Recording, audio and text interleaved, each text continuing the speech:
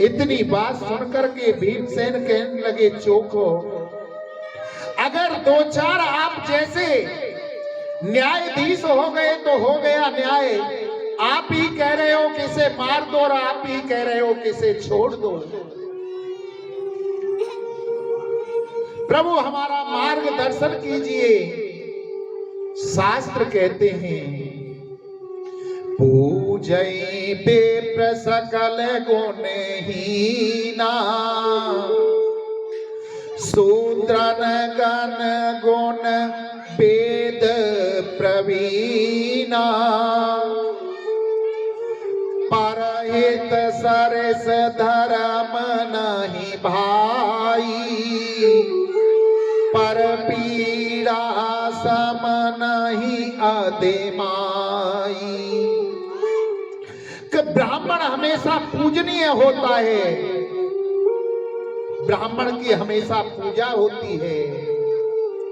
ब्राह्मण को ही अधिकार है अपना पूजन कराने का, व्यासपीठ पर बैठने का। शूद्र गण गण वेद प्रवीणा, शूद्र को कोई अधिकार नहीं है कि ब्राह्मण बनकर के स्वयं बैठे अपना पूजन कराए। चारों कर्मों के चार वर्ण हैं, विप्र, क्षत्रिय, वैश्य और शूद्र।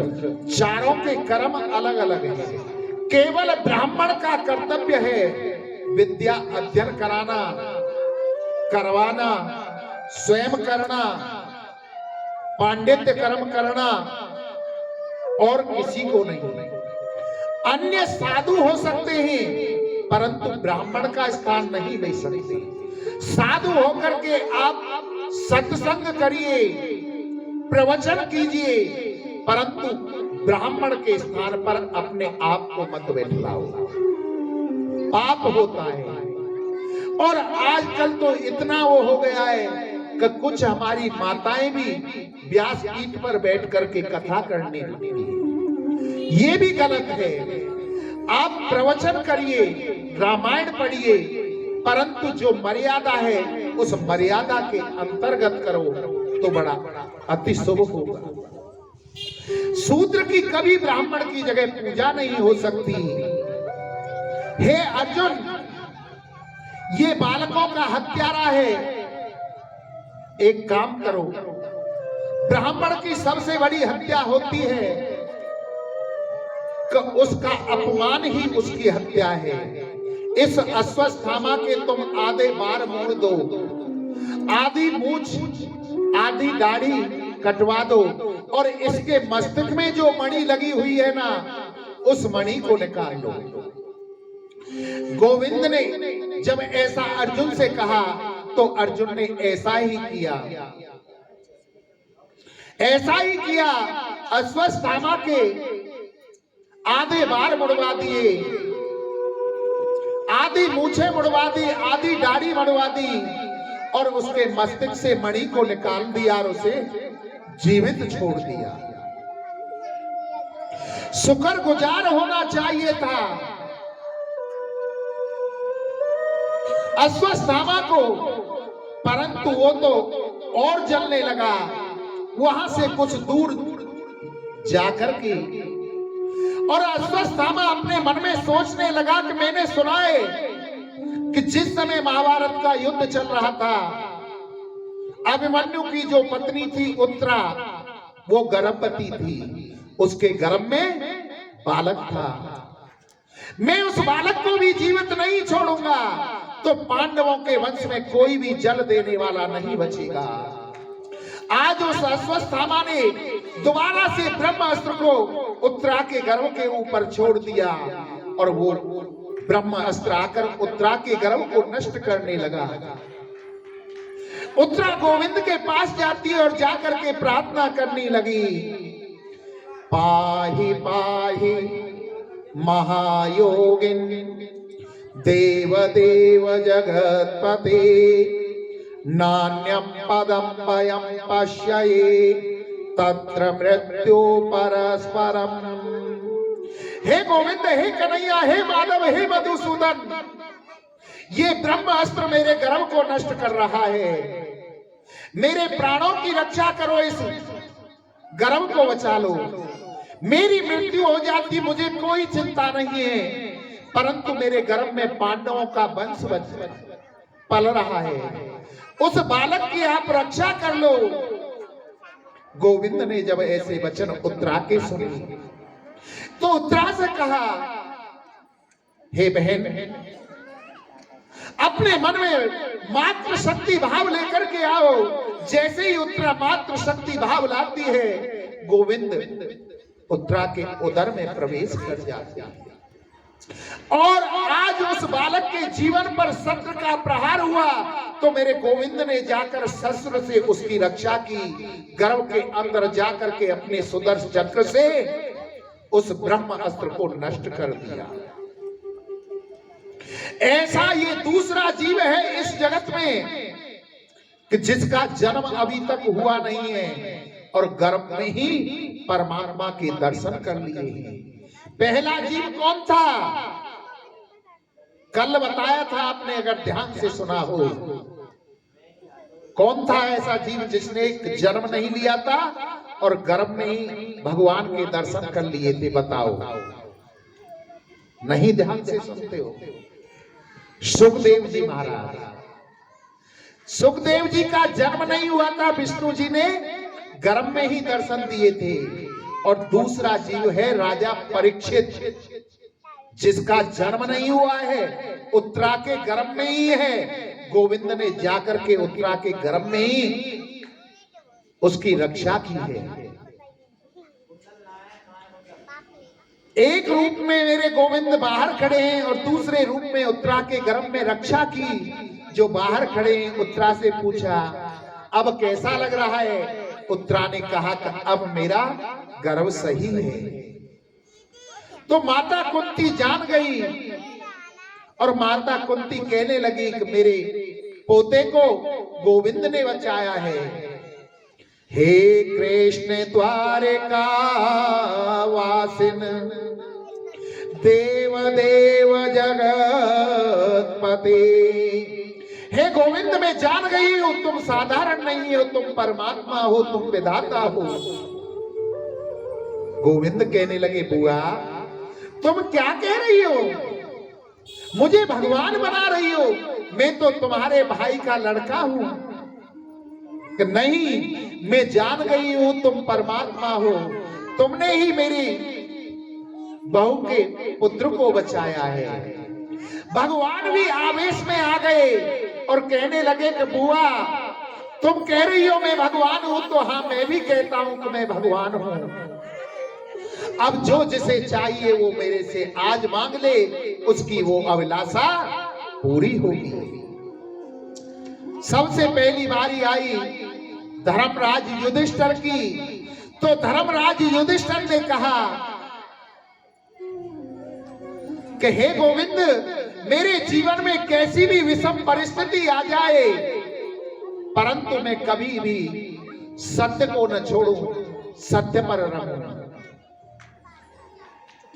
भीमसेन की बारी आती है। भीमसेन कहते हैं कि सब मुझे भोजन भट्ट कहते हैं, मैं अधिक भोजन करता हूं। हे गोविंद, मेरे जीवन पर इतनी दया बनाए रखना कि खाते पीते उठते बैठते प्रत्येक परिस्थिति में तुम्हारी याद बनी रहे, तुम्हें न भूलूं। अर्जुन कहता है कि हे गोविंद, मेरा और आपका तो गुरु शिष्य का नाता है। जीवन चला जाए परंतु ये गुरु शिष्य का नाता कभी मेरे मन से नहीं जाए।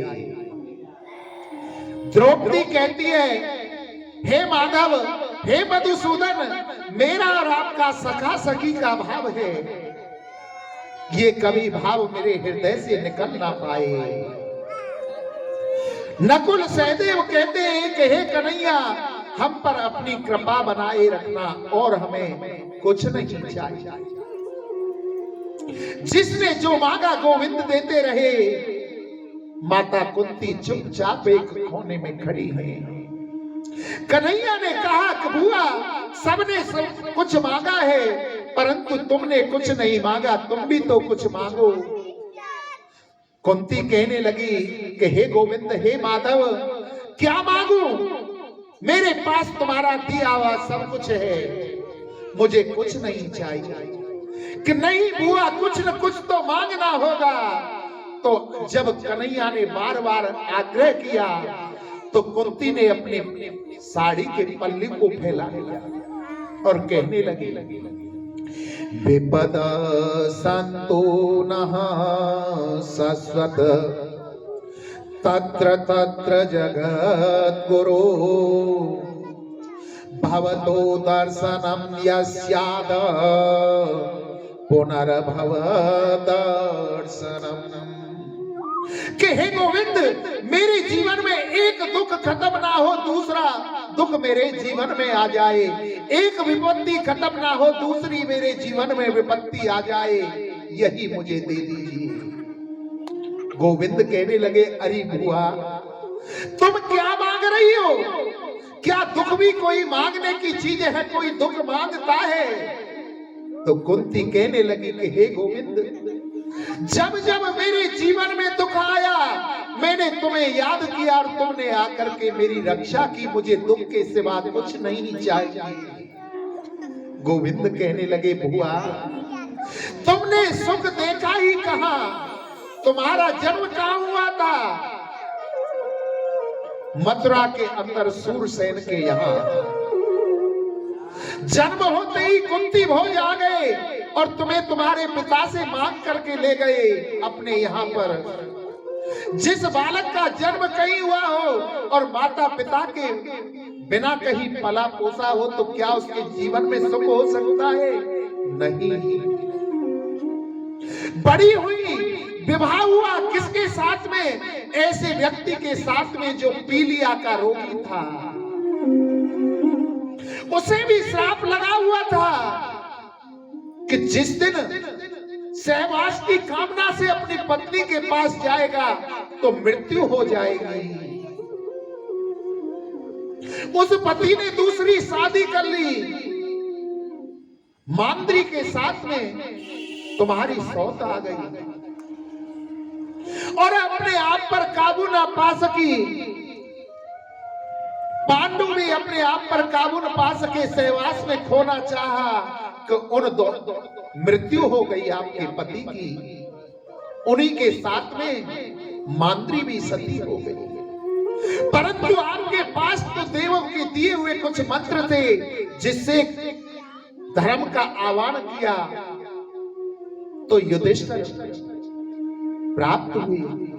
पवन देव का आह्वान किया, भीमसेन प्राप्त हुए। इंद्र का आह्वान किया, अर्जुन प्राप्त हुए। और अपनी सौत बहन के लिए भी, मांद्री के लिए भी अश्विनी कुमारों का आह्वान किया तो नकुल सहदेव प्राप्त हुए। पति की मृत्यु हो गई, आपके पास में 5-5 छोटे छोटे बालक पालन करने के लिए रहे। उन्हें भी मारने के लिए सैकड़ों कौरव तत्पर रहते हैं। कभी विष दे करके, कभी नदी में गिरा करके, कभी लाक्षागृह में जलाकर, कभी उनको 12 वर्ष का वनवास दिया जाता है, 1 वर्ष का अज्ञातवास दिया जाता है। तुम्हारी वधू को बड़ी सभा में बुलाया जाता है, उसे चीरहरण किया जाता है। तुमने जीवन में सुख देखे तो देखे कहां हुआ? आज सुख के दिन आए हैं, आज भी तुम दुख मांग रही हो। तो कुंती कहने लगी, सुख के माथे सिल पड़े जो हरि हृदय से जाए, बलिहारी वा दुख को जो पल पल नाम जपाए। ऐसे सुख का लेकर के मैं क्या करूंगी जो हरि का नाम हृदय से जाता है, बलिहारी व दुख को जो पल पल याद दिलाए। जब जब मेरे जीवन पर दुख आया गोविंद, मैंने आपको याद किया और आपने आकर के मुझे दर्शन दिया। मुझे सुख भी प्यारा है, मुझे दुख भी प्यारा।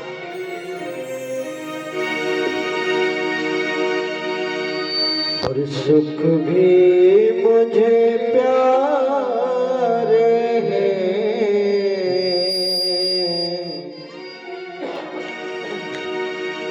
और दुख भी मुझे प्यारे हैं। छोड़ूं मैं किसे भगवन, दोनों ही तुम्हारे हैं। छोड़ूं मैं किसे भगवन, दोनों ही तुम्हारे हैं। वो सुख भी मुझे प्यारे हैं, दुख भी मुझे प्यारे हैं। छोड़ूं मैं किसे भगवन, दोनों ही तुम्हारे हैं। छोड़ूं मैं किसे भगवन, दोनों ही तुम्हारे हैं। छोड़ूं मैं किसे भगवन, दोनों ही तुम्हारे हैं।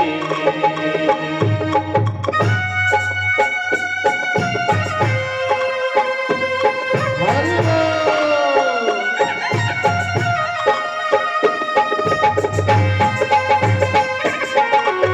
साधु जी सीताराम।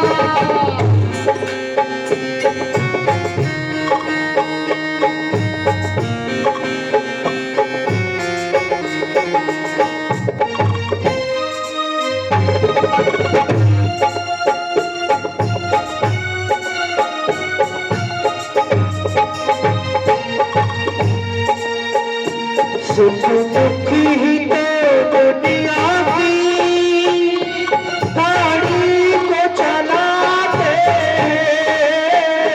सुख दुख ही तो जीवन की गाड़ी को चलाते हैं। सुख दुख ही तो हम सबको इंसान बनाते हैं। सुख दुख ही तो हम सबको इंसान बनाते हैं। इंसान बनाते हैं। इंसान बनाते हैं। संसार की बतिया के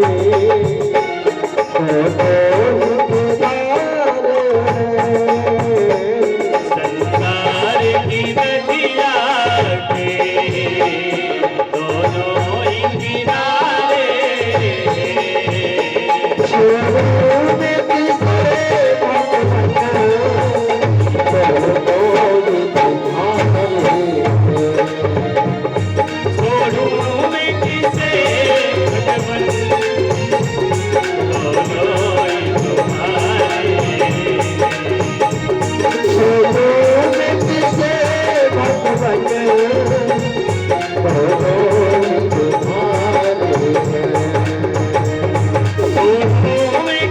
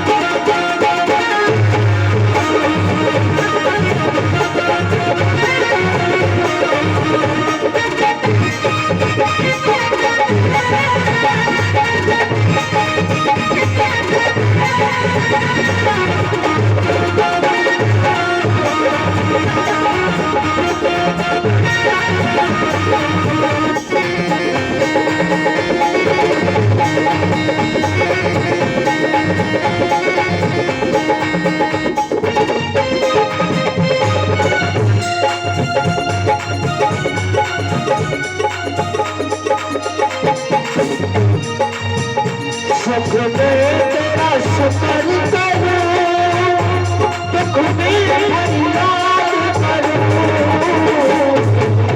तेरा शुक्र करूं, दुख में फरियाद करूं।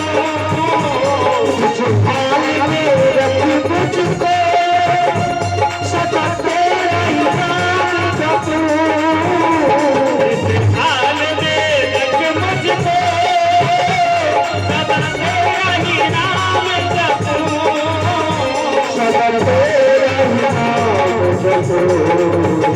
सदा तेरा ही नाम जपूं। यादों में तेरी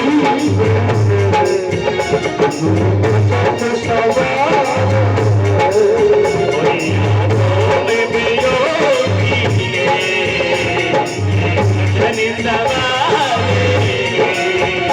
छोड़ू में किसे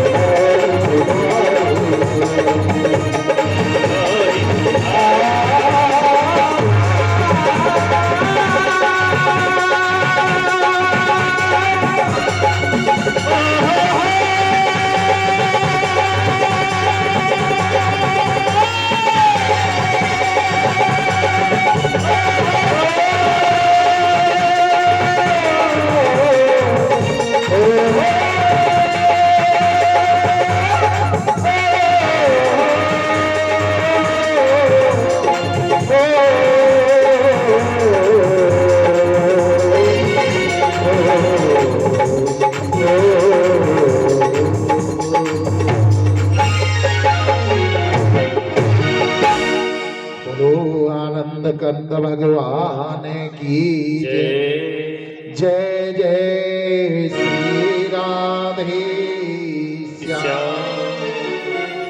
साधु जी सीताराम सीताराम, प्रेम से बोलो राधे श्याम। राधे श्याम। सीताराम भी नहीं बोलो जा रहे हो, थोड़ी सी आवाज बढ़ा दो बेटा। सीताराम बोलने में संकोच ना करो। साधु जी सीताराम, अभी तो तुम्हारे गली से बाहर ना गए हो, मुझे करो कम से कम मंदिर तक तो पहुंचाओ, दूसरी भागवत तक।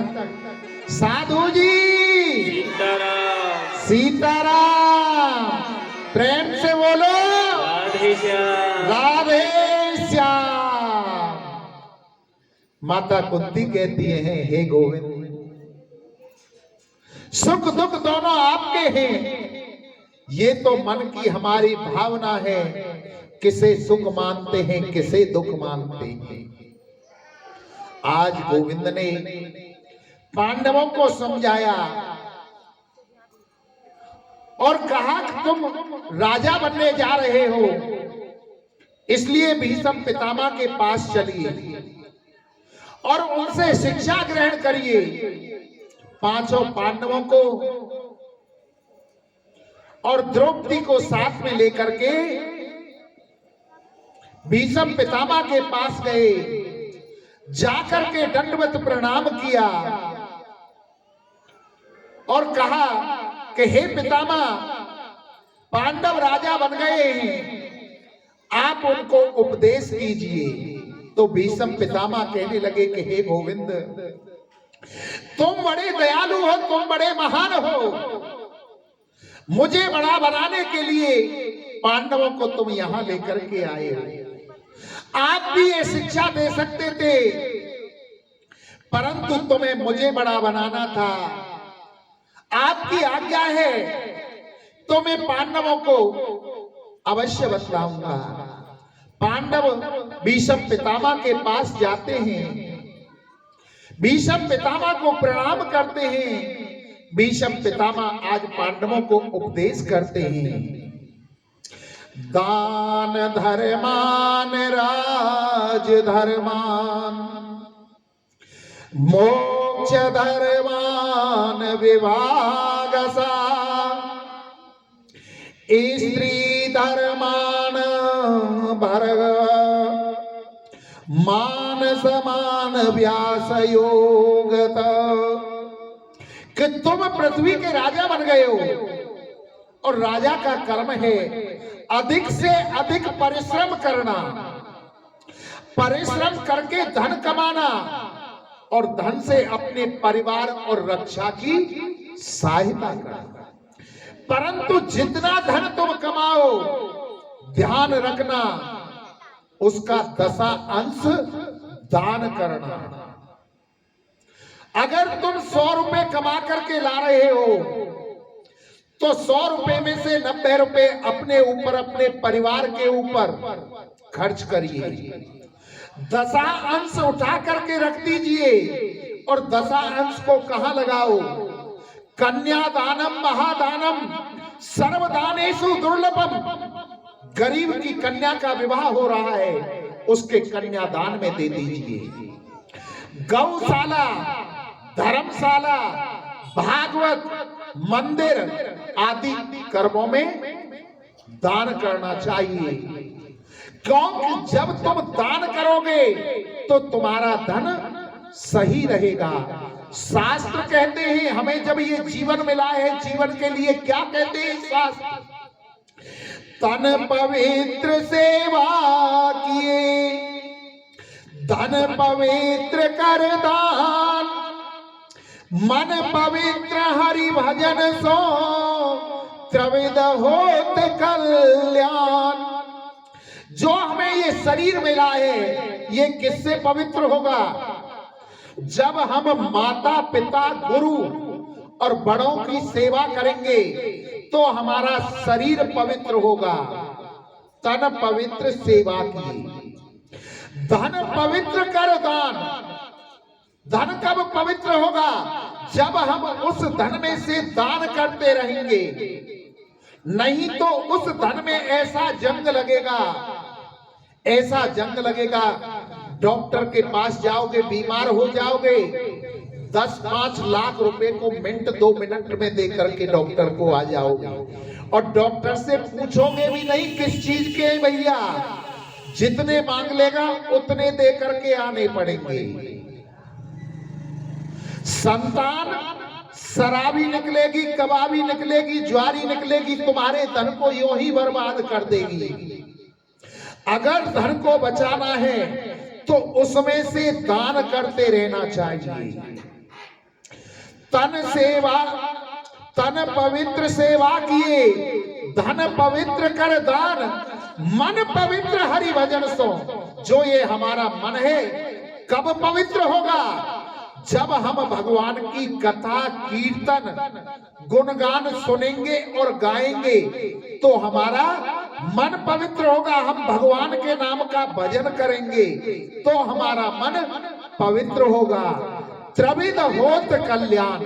जो इन 3 कार्यों को करते हैं, अपने शरीर को पवित्र करते हैं, अपने धन को पवित्र करते हैं, अपने मन को पवित्र करते हैं, त्रिविध होत कल्याण, उनका तीनों लोकों में कल्याण होता है।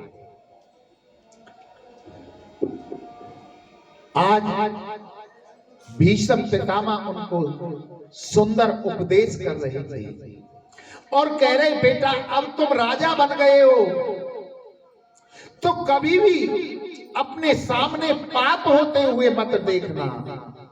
अगर तुम्हारे सामने पाप हो रहा हो तो उसका डट करके मुकाबला करना। इतनी बात कही कि द्रौपदी की हंसी छूट गई।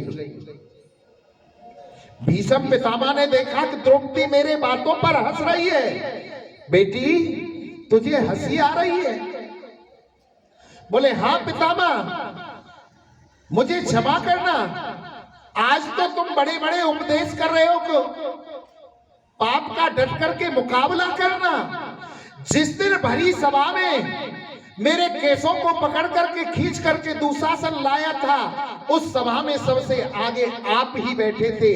उस दिन कहां चला गया था तुम्हारा ही ज्ञान? मैं रजस्वला थी, रजस्वला स्त्री को भरी सभा में नहीं लाया जाता। अगर आप एक बार आवाज उठाते, क्या हिम्मत थी दुशासन की, क्या हिम्मत थी दुर्योधन की, जो मुझे बेइज्जत कर पाते। आज आप बड़े उपदेश कर रहे हो। भीष्म पितामह कहने लगे कि हे पुत्री, मुझे क्षमा करना। व्यक्ति जैसा खाए अन्न वैसा हो जाए उसका मन, जैसा पिए पानी वैसी बोले वाणी। हे पुत्री, उस समय में दुर्योधन का दूषित अन्न खाता था, दूषित पानी पीता था, इसलिए कुछ भी नहीं बोल पा रहा था।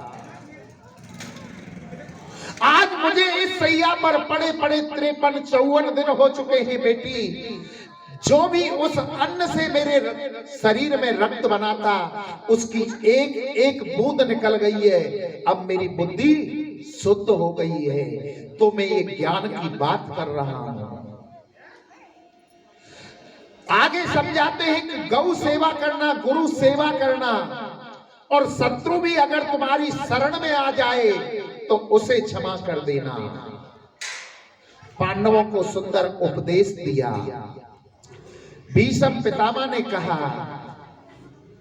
कि हे पांडवों, अब तुम पीछे हो जाओ, अब मुझे गोविंद से 2 बात करनी है।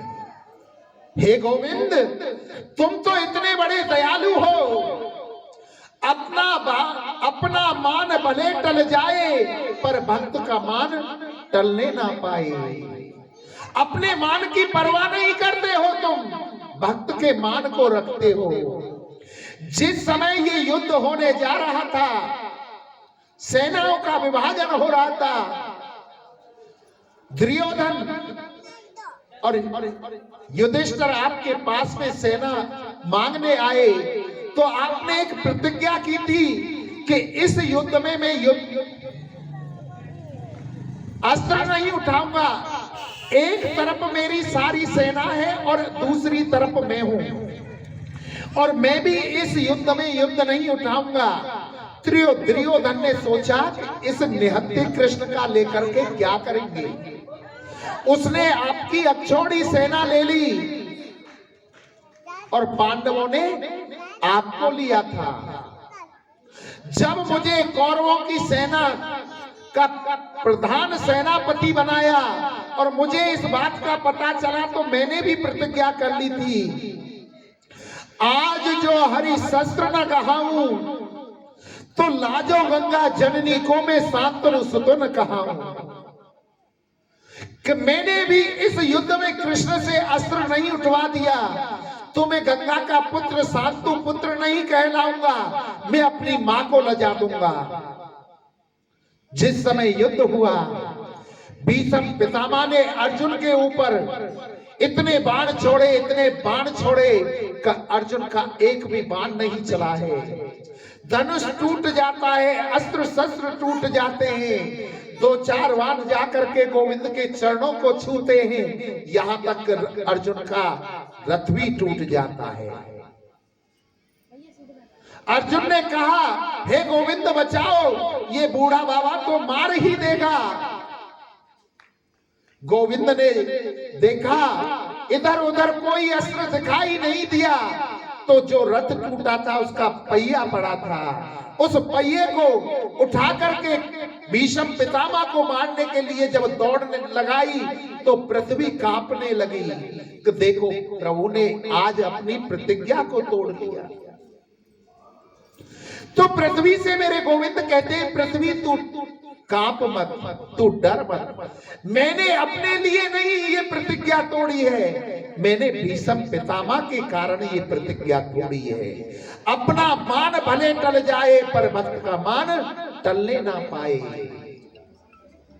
हे गोविंद आप बड़े दयालु हो, मुझे एक बात बतलाओ।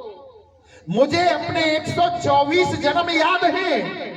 124 जन्मों में मैं राजा था और मैंने किसी जन्म में कोई पाप नहीं किया, तो मुझे ये बाणों की सैया क्यों प्राप्त हुई? गोविंद कहने लगे कि हे भीष्म पितामह, आपका 125वां भी जन्म था जो तुम्हें याद नहीं है, मुझे याद है। उसमें भी आप राजा थे, आपके पास में अक्षौणी सेना थी, आप अपने नगर से दूसरे नगर के लिए जा रहे थे कि मार्ग में आपके पीछे अक्षौणी सेना चल रही थी, सबसे आगे आप चल रहे थे घुड़सवार होकर के, पीछे पीछे पैदल हाथियों पर, घोड़ों पर, ऊंटों पर, रथों पर आपकी सवारी आ रही थी कि उसी मार्ग से एक दुमई जा रही थी। दुमई उसे कहते हैं जिसका दोनों तरफ मुंह होता है, सर्प। उसकी बहुत मंदी धीमी चाल होती है, अगर वो पूरा दिन में चले तो मुश्किल से आधा या 1 किला को पार कर पाती है, इतनी धीमी चाल होती है उस दुमई में। आपने देखा कि मार्ग से दुमई जा रही है और पीछे से आपकी सेना आ रही है, आपके मन में दया आई कि ये हाथी घोड़ों के पैर के नीचे कुचल करके दुमई मर जाएगी, इसको बचाना चाहिए। आपने चाबुक से उठाकर उस दुमई को एक तरफ फेंक दिया, क्योंकि आपके मन में दया थी। परंतु आपने ये नहीं देखा कि वो दुमई जाकर के पड़ी कहां, वो दुमई जाकर के एक बेरिया के पेड़ के ऊपर गिरी और बेरिया के कांटे ऐसे मुड़े हुए होते हैं कि अगर एक बार उसमें कोई फंस जाता है तो निकल नहीं पाता। वो दुमई तड़प तड़प कर उन कांटों में फंस करके मर गई, उसी के कारण तुम्हें वानों की सैया प्राप्त हुई। बोले प्रभु तो मेरे और 124 जन्म हुए, उनमें क्यों नहीं मुझे उसका भोग मिला? कर्म का फल भोगना ही पड़ता है, तो उन जन्मों में क्यों नहीं? बोले उन जन्मों में तुमने पाप का साथ नहीं दिया था। जब व्यक्ति के ऊपर पाप बढ़ेगा, पाप का कर्म करेगा, तो उसका कर्म का फल भोगना पड़ेगा। इस जीवन में तुमने पाप का साथ दिया, दुर्योधन का दूषण का साथ दिया, उसका दूषित अन्न खाया, तो तुम्हें ये भोगना पड़ा। भीष्म पितामह कहने लगे कि हे माधव, अब मेरी अंतिम इच्छा है कि मेरी एक पुत्री है, उसे आप स्वीकार कर लो। भीष्म पितामह के ऐसे वचन सुनकर पांडव चौंक गए कि ये तो कुंवारे थे। भीष्म प्रतिज्ञा कर रखी थी कि मैं आजीवन विवाह नहीं करूंगा, तो इनकी पुत्री कहां से हो गई। भीष्म पितामह कहने लगे कि हे माधव, मेरी जो बुद्धि है ना, वही मेरी पुत्री है। मेरी बुद्धि को आप स्वीकार कर लो, मेरे बुद्धि के पति बन जाओ, मेरी आत्मा के पति बन जाओ। आत्मा का परमात्मा ही पति होता है। अब मेरा अंत समय है और इस सुंदर समय को मैं गंवाना नहीं चाहता। न सोना काम आएगा, न चांदी काम आएगी, जब मौत की शहजादी आएगी।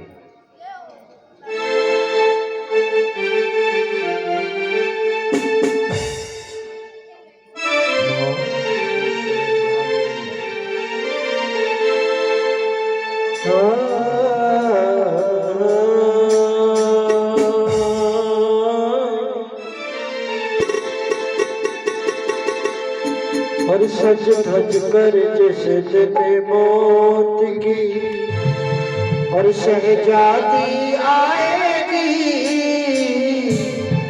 शहजादी आएगी, ना सोना आएगा, ना चांदी आएगी, ना सोना नाम आएगा, ना चांदी आएगी, ना सोना आएगा, ना चांदी आएगी, ना सोना नाम आएगा, ना चांदी आएगी।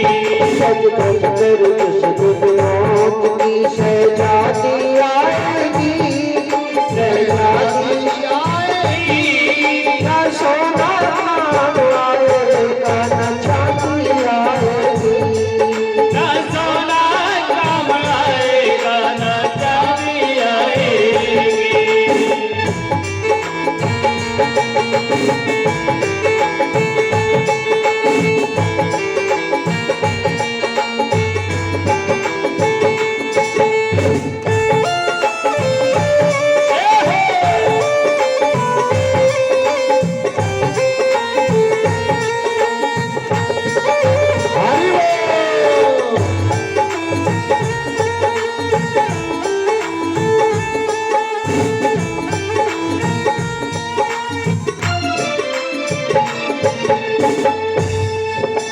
छोटा सा तो कुटुंब बड़े अरमान है तेरे, अरमान है तेरे, मिट्टी का तो सोने सब सामान है तेरे, ओ मिट्टी का तू सोने सब सामान है तेरे, मिट्टी का तू सोने सब सामान है तेरे। देखिए इंसान बहुत छोटा होता है, लेकिन अरमान उसके बहुत बड़े होते हैं। छोटा सा तो कितने बड़े अरमान है तेरे, अरमान है तेरे, माटी का तो सोने सब सामान है तेरे, ओ माटी का तू सोने सब सामान है तेरे।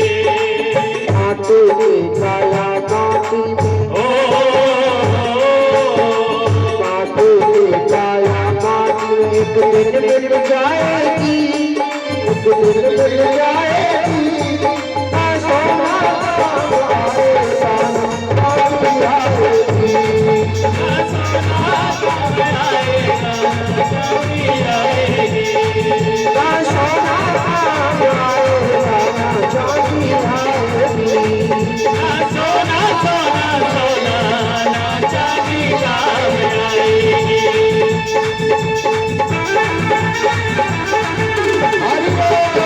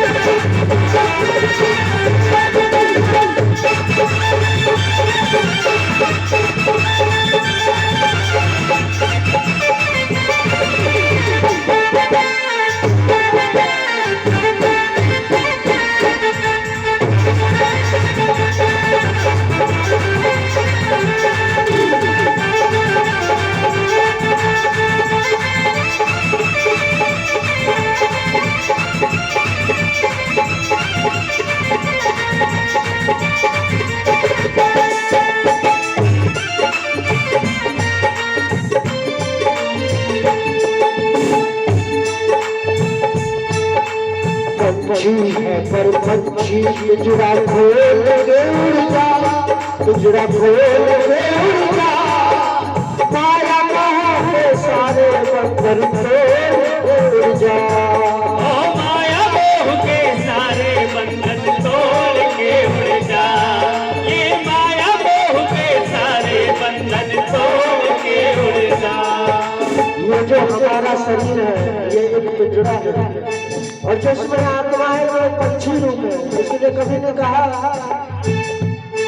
कि पंछी है पर पंछी पिंजरा खोल के उड़ जा, पिंजरा खोल के उड़ जा, माया मोह के सारे बंधन तोड़ के उड़ जा। ये माया मोह के सारे बंधन तोड़ के उड़ जा, तू माया मोह के सारे बंधन तोड़ के उड़ जा। तेरी हर धड़कन में तेरी हर धड़कन में मौत जब गुनगुनाएगी, जब गुनगुनाएगी, सोना काम आएगा ना चांदी आएगी, सोना काम आएगा ना चांदी आएगी, ना सोना काम आएगा ना चांदी आएगी।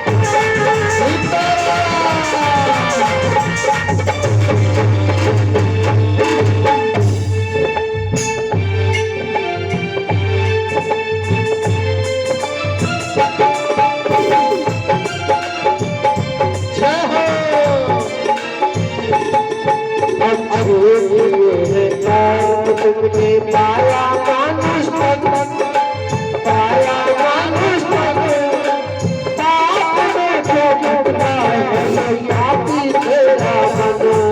ओ पाप में क्यों भटका है ये पापी तेरा मन, पाप में क्यों भटका है ये पापी तेरा मन।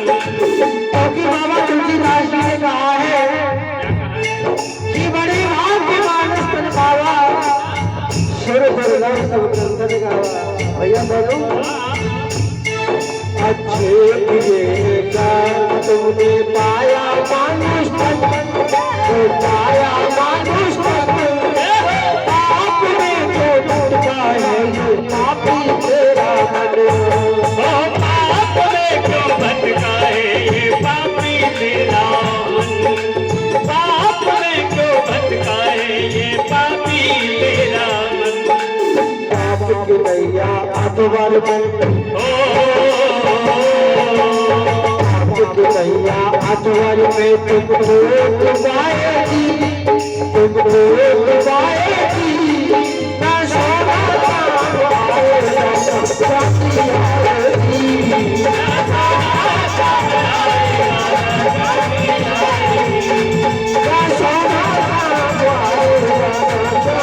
आएगी।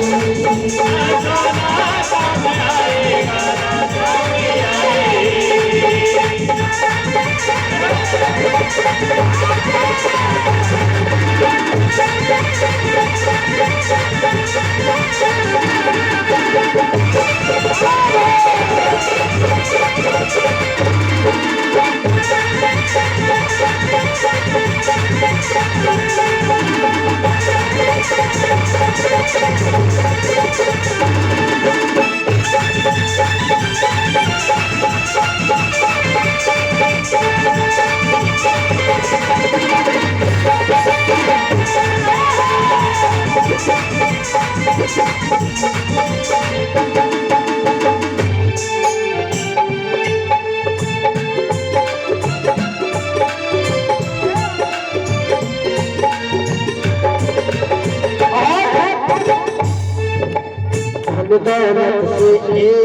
दिन तेरा खाली होगा हाथ, तेरा खाली होगा हाथ।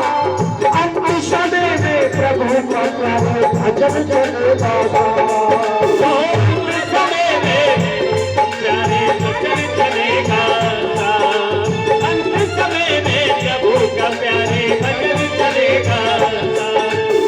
दौलत से एक दिन तेरा खाली होगा, तेरा खाली होगा।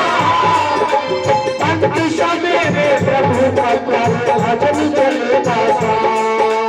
अंत समय में प्रभु का प्यारे भजन चलेगा। अंत समय में प्रभु का प्यारे भजन चलेगा। सतगुरु वंश की वाणी,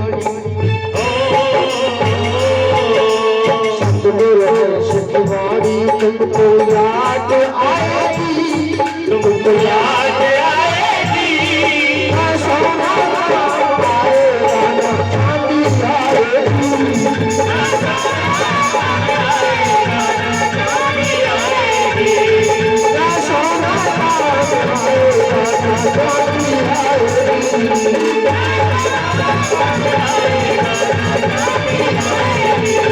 कभी कभी कभी मौत की बेदारी आएगी, बेदारी आएगी। ना सोना आएगा ना चांदी आएगी,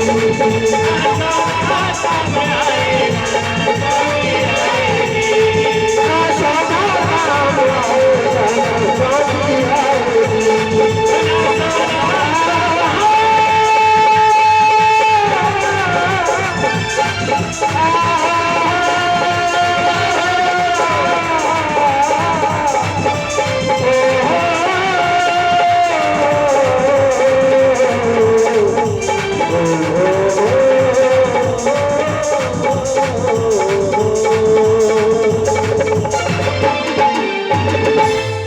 बोले बाके बिहारी लाल की जय जय श्री राधेश्या। साधु जी सीताराम, प्रेम से बोलो राधे श्याम। कहे गोविंद, इससे अच्छी मेरी मृत्यु नहीं हो सकती। जो साधु संत महात्मा हर समय इसी भजन को करते हैं कि अंत समय जब हो राम नाम मुख से निकल जाए, परंतु राम नाम नहीं निकलता। और आज तो मेरे सामने साक्षात मेरा गोविंद है, मेरा प्राण निकल जाए, इससे बड़ा सौभाग्य क्या होगा।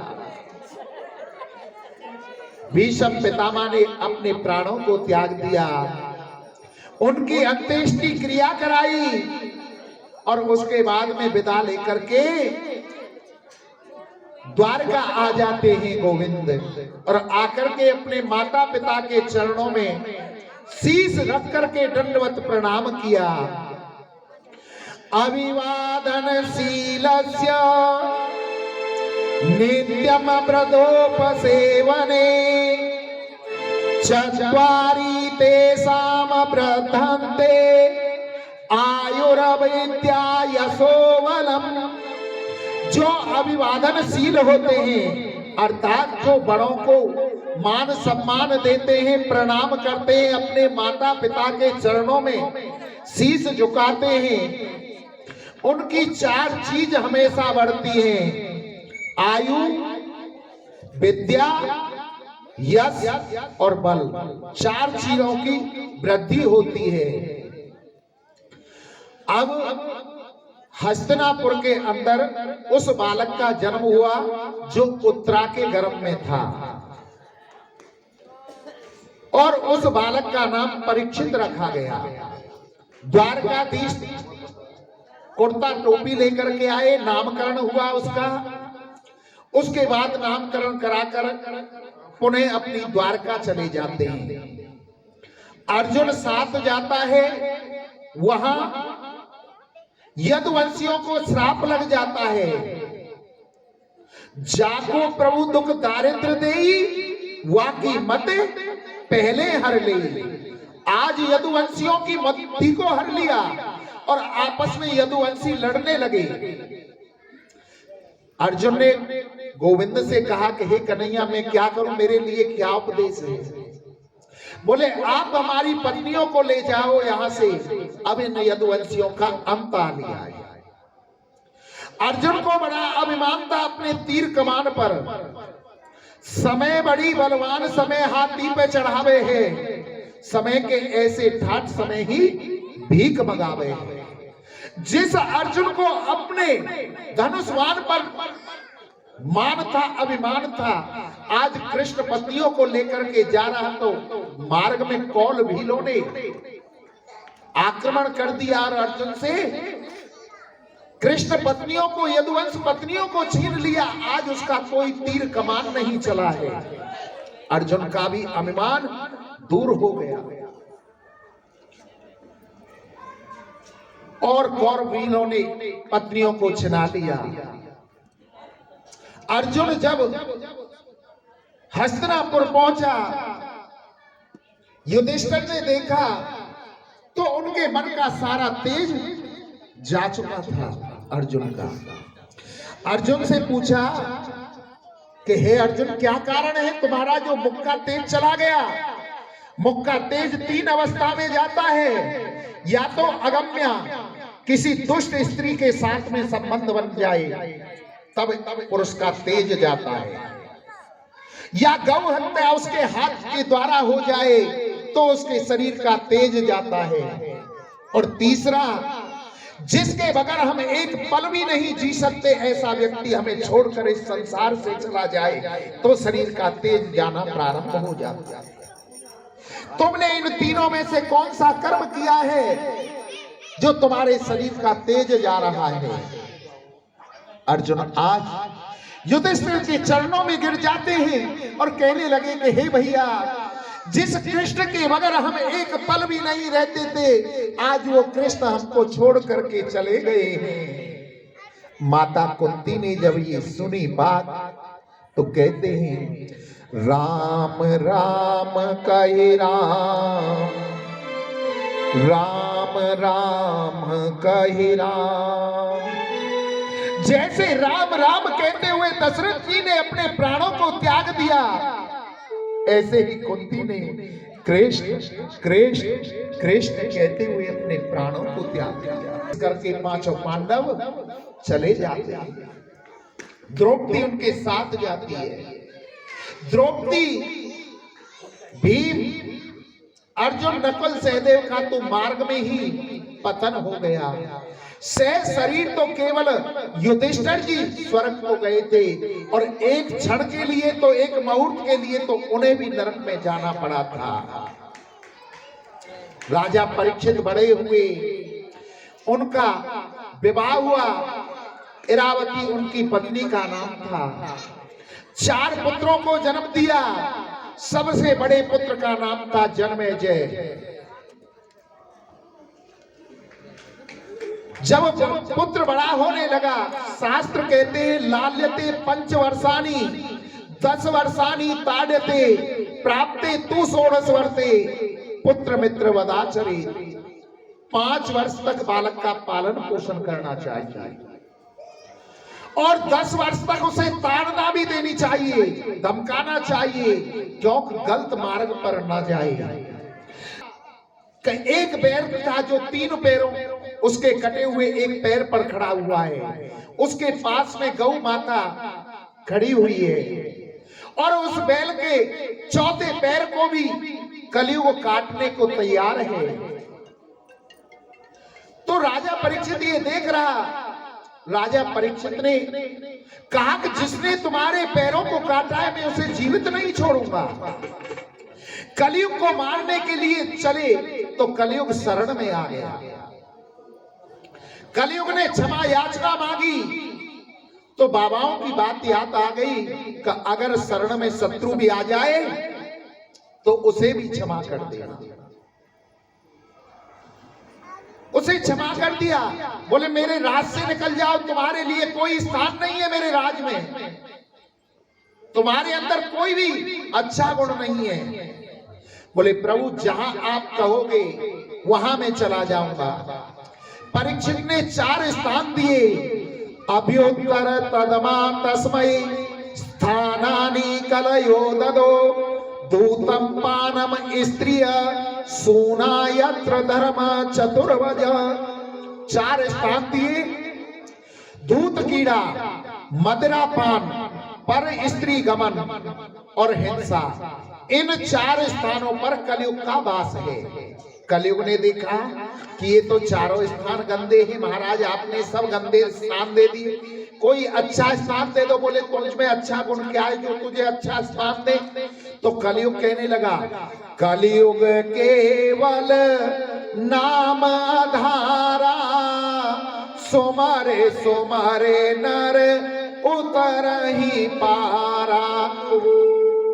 कि मेरे अंदर सबसे बड़ा गुण है कि कलयुग के अंदर प्रभु के नाम को ही जपेंगे तो वो पार हो जाएगा।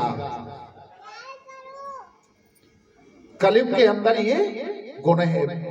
तो परीक्षित के मुंह से निकल गया धातु नाम अस्मिन कंचन, जो धातुओं में सोना है उसमें तुम्हारा वास है। सोना भी कैसा? जो पाप के द्वारा कमाया हो, किसी के साथ छल कपट करके कमाया हो, जो मेहनत से ईमानदारी से अपने परिश्रम से जो कमाया जाएगा धन, उससे सोना लिया जाएगा, उसमें नहीं। भाई के साथ में छल कपट करके या चोरी हिंसा करके जो सोना कमाया जाएगा उसमें कलयुग का वास है। इतनी बात कही कि वो कलयुग राजा परीक्षित के सिर में प्रवेश कर गया। क्योंकि सिर पर सोने का मुकुट पहन रखा था। और मुकुट किसका था? जरासंध का। जरासंध बड़ा ही दुष्ट आत्मा था। कलयुग प्रवेश कर गया राजा परीक्षित के सिर में। राजा परीक्षित वन में गए, एक साधु के वहां प्यास लगी हुई थी, जल मांगा। साधु तपस्या पर थे। राजा परीक्षित ने मरा हुआ सर्प उस संत के गले में डाल दिया और वहां से अपने राज को चले आए। संत का पुत्र आया, उसने देखा कि राजा परीक्षित मेरे पिता के गले में सर्प मरा हुआ डाल गए। उसी समय उस संत के पुत्र ने, श्रृंगी ऋषि ने श्राप दे दिया कि आज से 7वें दिन तक्षक नाम का सर्प राजा परीक्षित को डस लेगा और उसकी मृत्यु हो जाएगी। जब उस संत की समाधि खुली और उसे इस बात का पता चला, अपने पुत्र को रोता हुआ देखा। पुत्र ने सारी बात बताई तो संत ने कहा कि हे बेटा, तुम्हें राजा परीक्षित को श्राप नहीं देना चाहिए था, परंतु तीर से, कमान से छोड़ा हुआ तीर और मुख से लिखी हुई वाणी कभी वापस नहीं आती है। अब तुमने श्राप दे दिया तो अपने गौरवर्ण नाम के शिष्य को बुलाया और जाकर के कहा कि हे राजन को सूचना दे दो, राजा परीक्षित को अपनी मुक्ति का उपाय कर सके तो कर ले। गौरवर्ण राजा परीक्षित के यहाँ जाता है और कहता है कि हे राजन, आज से 7वें दिन तुम्हारी मृत्यु हो जाएगी। तक्षक नाम का सर्प आएगा और तुम्हें डस लेगा। अपनी मुक्ति का उपाय कर सकते हो तो कर लो। गौरवर्ण कहकर चला गया। राजा परीक्षित ने अपनी पत्नी इरावती से कहा कि हे देवी, इस संसार में ऐसा कोई व्यक्ति नहीं जो अपनी आयु बता सके। मैं कह रहा हूं कि 7 दिन से पहले मेरी मृत्यु नहीं होगी, क्योंकि एक संत का श्राप है और कभी संत का श्राप झूठा नहीं हो सकता।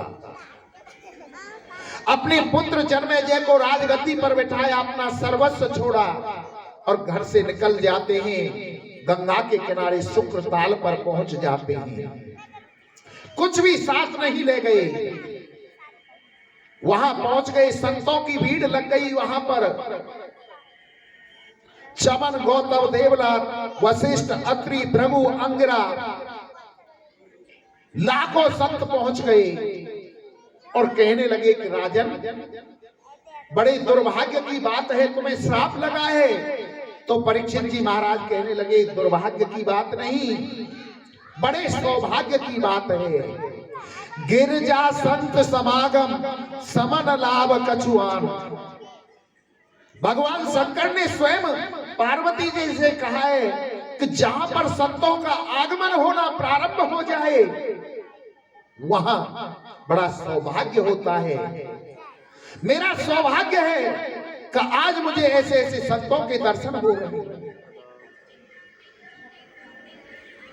बोले प्रभु इतना सा बतला दो, जल्दी मरने वाले का उपाय क्या है? तो कोई भी संत बता नहीं पा रहा है। राजा परीक्षित ने प्रश्न को सुन करके न वशिष्ठ जी, न अंगिरा, न भृगु, न पराशर, कोई भी नहीं बता पा रहा है। जो सुखदेव जी तपस्या पर बैठे थे, तपस्या उनकी खुली, अपनी तपस्या से उठे हुए और हृदय से आवाज आई तो राजा परीक्षित की सभा में चल। सुखदेव जी महाराज राजा परीक्षित की सभा में आते हैं तो संत कहते हैं कि हे राजन, तेरी मुक्ति का उपाय आ गया। आज प्यासा कुएं के पास नहीं गया है, कुआं स्वयं चल करके प्यासे के पास आया है। उल्टी गंगा वही है, तेरी मुक्ति का उपाय हो गया। अब तो सुखदेव जी महाराज का पूजन करते हैं राजा परीक्षित। हर की कथा सुनाने वाले तुमको लाखों प्रणाम। 2 ही लाइन लेना, फिर ठाकुर बुलाइए, पूजन करा दो सभी से, कोई बात नहीं। और हर की कथा सुनाने वाले, प्रभु की कथा सुनाने वाले, तुमको लाखों प्रणाम, तुमको लाखों प्रणाम। एक एक करके सभी पहले परीक्षित जी और फिर सब पूजन करें सुखदेव जी का।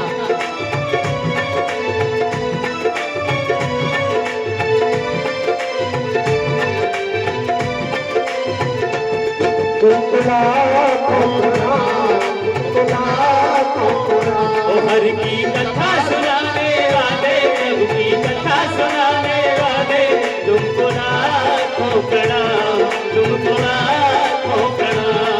हम ढूंढ रहे थे वन में, अनमोल में थे वन में, हम ढूंढ रहे थे वन में, हम ढूंढ रहे थे वन में, हम ढूंढ रहे थे वन में, बन खो बैठे थे वन में। हम डोल रहे थे वन में, बन खो बैठे थे वन में। ओ राह बताने वाले, प्रभु की राह बताने वाले, हर की कथा सुनाने वाले, हर की कथा सुनाने वाले, तुमको लाखों प्रणाम, तुमको लाखों प्रणाम। तुमको लाखों प्रणाम, तुमको लाखों प्रणाम। तुमको लाखों प्रणाम, तुमको लाखों प्रणाम। तुमको लाखों प्रणाम, तुमको लाखों प्रणाम। हम पीकर विष का प्याला, प्याला यम के काला। अब की कर विष का प्याला, जा रहे थे अब के गाला। हम पीकर विष का प्याला, जा रहे थे यम के काला। अब की कर विष का प्याला, जा रहे थे अब के गाला। अमृतपान कराने वाले, अमृत पान कराने वाले, हर की कथा सुनाने वाले, हर की कथा सुनाने वाले, तुमको लाखों प्रणाम, तुमको लाखों प्रणाम। तुमको लाखों प्रणाम, तुमको लाखों प्रणाम। तुमको लाखों प्रणाम, तुमको लाखों प्रणाम। तुमको लाखों प्रणाम, तुमको लाखों प्रणाम।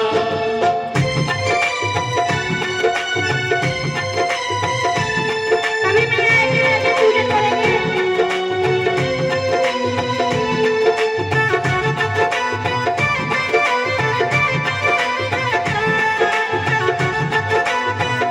जय हो।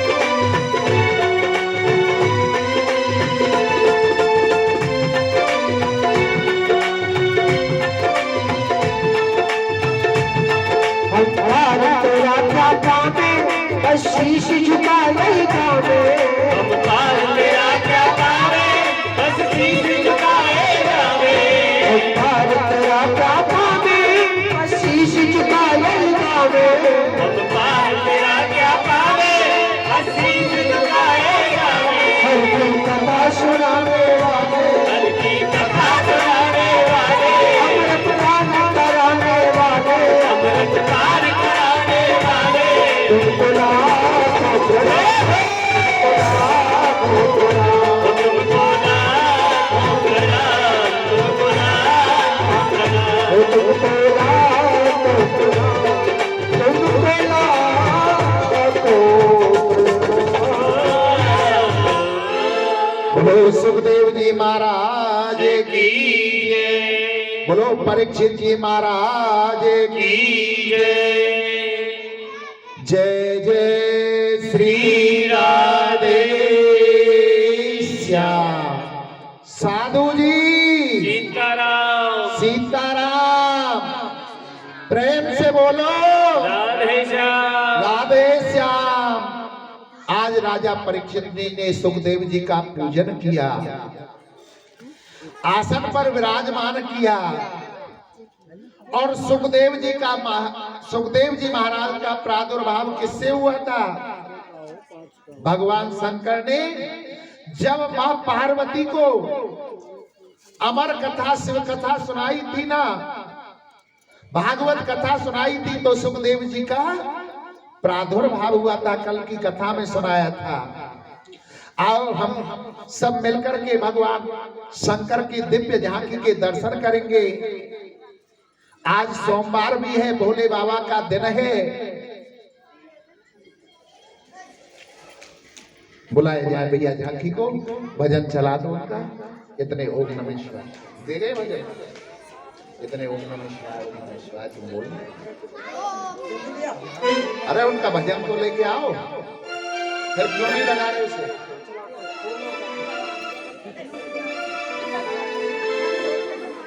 बीच में से थोड़ा बेटा मार्ग बना दीजिए।